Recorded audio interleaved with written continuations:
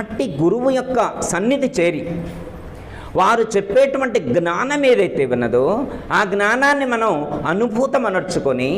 ఆచరించినట్లయితే ఖచ్చితంగా మన యొక్క లక్ష్యమైనటువంటి ఆ మోక్షము లేకపోతే ఆ జన్మరహిత స్థితి అనేటువంటిది మనకు ప్రాప్తిస్తుంది. అందుకే పెద్దలు చెప్తారు, గురుని చేరవే మానస, గురుని చేరవే మానస,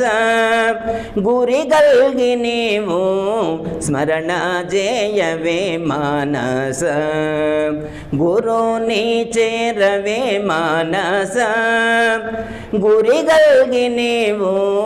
స్మరణ చేయవే మానస, గురుని సన్నిధి చేరి